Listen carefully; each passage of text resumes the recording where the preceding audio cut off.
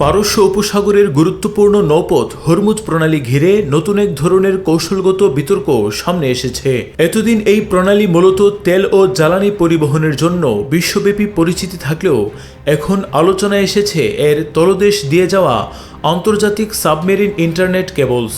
ইরানের কট্টরপন্থী রাজনৈতিক মহল ও রাষ্ট্রীয় গণমাধ্যমগুলো দাবি করছে এই ডিজিটাল অবকাঠামো ভবিষ্যতে চাপ প্রয়োগের একটি নতুন হাতিয়ার হতে পারে। এই আলোচনার কেন্দ্রবিন্দুতে রয়েছে হরমুজ প্রণালীর পানির নিচে থাকা ফাইবার অপটিক কেবলগুলোর উপর নিয়ন্ত্রণ বা প্রভাব বিস্তার করে ইরান কৌশলগত সুবিধা অর্জন করতে পারে।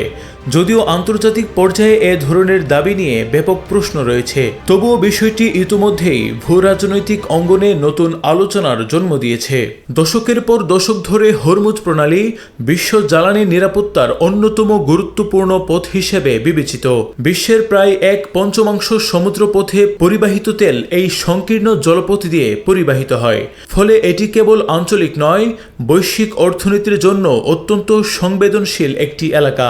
এখন ইরানের বিভিন্ন রাষ্ট্র ঘনিষ্ঠ গণমাধ্যম দাবি করছে এই একই জলপথ কেবল তেল নয়, বিশ্বের ডিজিটাল যোগাযোগ ব্যবস্থারও একটি গুরুত্বপূর্ণ রুট। ইউরোপ, মধ্যপ্রাচ্য এবং রাশিয়ার মধ্যে ডেটা প্রবাহের জন্য ব্যবহৃত একাধিক সাবমেরিন কেবল এখানে স্থাপিত রয়েছে। টেলিকম সংস্থা ডাটা কমিউনিকেশনসের তথ্য অনুযায়ী ফ্যালকন, জিবিআই এবং টিজিএন গালফ সহ একাধিক গুরুত্বপূর্ণ কেবল নেটওয়ার্ক এই অঞ্চলের মধ্য দিয়ে গেছে, যা উপসাগরীয় দেশগুলোকে বৈশ্বিক ইন্টারনেট কাঠামোর সঙ্গে যুক্ত রেখেছে।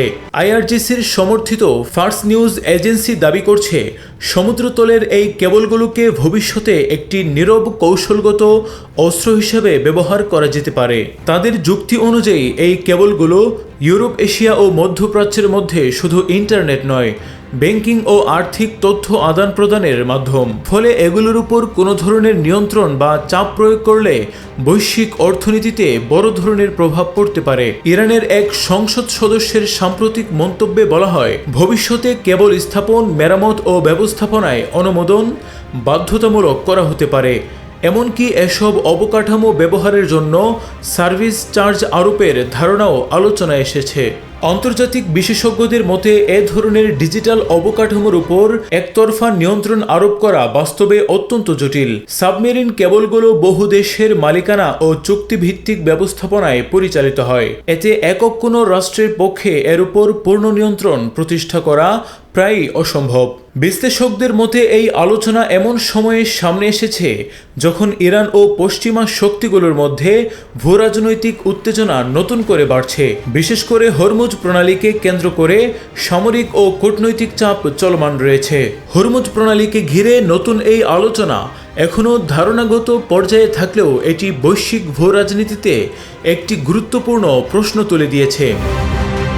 নোমান বিন বশির, নিরপেক্ষ। নিরপেক্ষ, সত্য প্রকাশে আপোষহীন।